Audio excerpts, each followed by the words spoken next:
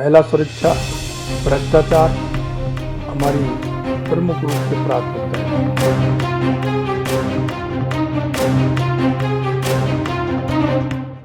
नमस्कार, मैं हूं आपके साथ अभिषेक पुंडी।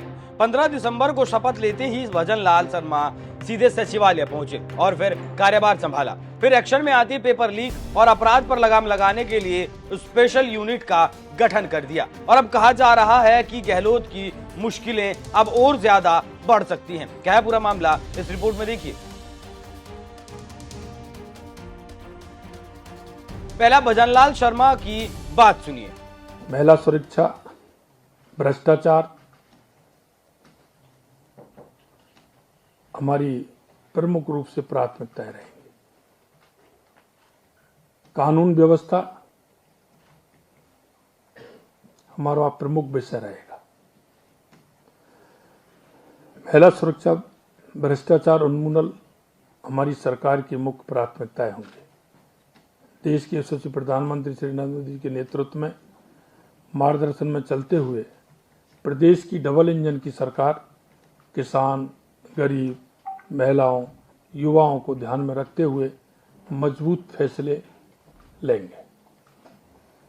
महिलाओं के विरुद्ध अपराध पर किया जाएगा पूर्ण नियंत्रण, जिम्मेदारी भी दी जाएगी। महिलाओं के विरुद्ध अपराधों के समूल उन्मूलन के लिए हमारी सरकार कृत संकल्पित है। तो सुन लिया आपने क्या कह रहे हैं नए मुख्यमंत्री भजनलाल शर्मा। मीडिया से पहली बार बात करते हुए भजनलाल शर्मा ने अपनी प्राथमिकताएं गिनाकर अशोक गहलोत की रातों की नींद उड़ा दी और कहा है कि राज्य में बढ़ते अपराध को लेकर लगाम लगाने के लिए और पेपर लीक मामलों की जांच के लिए स्पेशल टास्क फोर्स का ऐलान कर दिया गया। जानकारी देते चलें कि मुख्यमंत्री बनने के बाद जब वो अपने आवास पहुंचे तो राजस्थान के डीजीपी उमेश मिश्रा उनसे मिलने पहुंचे और मुख्यमंत्री से मिलने के बाद डीजीपी ने अपराध पर लगाम लगाने के लिए और पेपर लीक मामलों की जांच के लिए 2 स्पेशल यूनिट का गठन कर दिया। इसी से कांग्रेस खेमे और खास तौर पर अशोक गहलोत की नींद हराम होना लाजमी है, क्योंकि आप जानते हैं कि पेपर लीक मामले को सचिन पायलट कई बार उठा चुके थे। इसके साथ ही साथ अपनी ही सरकार में भ्रष्टाचार को लेकर उन्होंने एक्शन की भी मांग की थी, लेकिन सचिन का ये रवैया दिल्ली और अशोक गहलोत को नागवार गुजरा, जिसके बाद राहुल गांधी के साथ बैठक में इन मुद्दों पर बात करके शॉर्ट आउट किया गया। लेकिन नए मुख्यमंत्री ने अशोक गहलोत की परतें खोलने के लिए स्पेशल कमेटी का गठन कर दिया है। इसी को लेकर कहा जा रहा है कि अशोक गहलोत पर अगर आरोप साबित हुए तो उन्हें जेल भी जाना पड़ सकता है। इसके साथ ही साथ आपको अगर याद हो तो चुनाव के समय ईडी ने शिक्षा मंत्री डोटासरा के घर पर छापेमारी की थी, जिसको लेकर काफी बवाल भी मचा था। लेकिन अब खुद ही भ्रष्टाचार को लेकर सीएम एक्शन में है, तो क्या ही कहा जाए। सुनिए भ्रष्टाचार को लेकर सीएम भजनलाल शर्मा ने और क्या कुछ कहा। कानून व्यवस्था हमारा प्रमुख विषय रहेगा। महिला सुरक्षा, भ्रष्टाचार उन्मूलन हमारी सरकार की मुख्य प्राथमिकताएं होंगी। देश के यशस्वी प्रधानमंत्री श्री नरेंद्र मोदी के नेतृत्व में मार्गदर्शन में चलते हुए प्रदेश की डबल इंजन की सरकार किसान, गरीब, महिलाओं, युवाओं को ध्यान में रखते हुए मजबूत फैसले लेंगे। महिलाओं के विरुद्ध अपराध पर किया जाएगा पूर्ण नियंत्रण, जिम्मेदारी भी दी जाएगी। महिलाओं के विरुद्ध अपराधों के समूल उन्मूलन के लिए हमारी सरकार कृत संकल्पित है। असामाजिक एवं आपराधिक तत्वों को चिन्हित कर उन पर भी कठोर कार्रवाई की जाएगी। प्रदेश की जनता को मिलेगी भ्रष्टाचार से मुक्ति। सरकार भ्रष्टाचार के विरुद्ध जीरो टॉलरेंस की नीति पर चलते हुए कार्य करेगी। लंबित प्रकरण को तुरंत निस्तारण होगा। विभिन्न कार्यालयों में आने वाले प्रत्येक व्यक्ति की समस्या का संवेदनशीलता से एवं सम्मान के साथ समाधान किया जाएगा।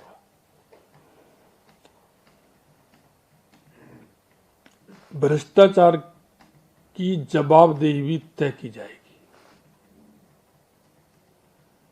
पेपर लीक मामले की जांच के लिए SIT का गठन। इससे आप समझ सकते हैं कि नए मुख्यमंत्री ने प्रदेश की जनता को बता दिया है कि वो आगे और क्या काम करने वाले हैं। इसके साथ ही साथ भ्रष्टाचारियों और अपराधियों को सख्त संदेश देने की कोशिश की गई है कि अगर नहीं सुधरे तो हम सुधार देंगे, और जो अपराध पहले किए हैं उनके लिए भी अब जेल जरूर जाना होगा। अब देखना होगा कि आगे स्पेशल यूनिट क्या रिजल्ट देती है और इस पर भजनलाल शर्मा का क्या रिएक्शन आता है, जो एक्शन लिया जाएगा। लेकिन इस बयान से कांग्रेस और खास तौर पर अशोक गहलोत को बड़ा धक्का जरूर लगा होगा, क्योंकि उन्हीं के कार्यकाल में पेपर लीक का मामला सामने आया था, जिसमें शिक्षा मंत्री और अशोक गहलोत घेरे में थे, लेकिन इसमें कोई खास एक्शन नहीं लिया गया। अब देखना होगा कि आगे भजनलाल शर्मा क्या कुछ करते हैं और क्या कहा नए मुख्यमंत्री ने, सुनिए। बृहद स्तर पर पेपर लीक की घटना सामने आई है। इसमें प्रदेश के युवाओं को मनोबल टूटा है। आज ही हमने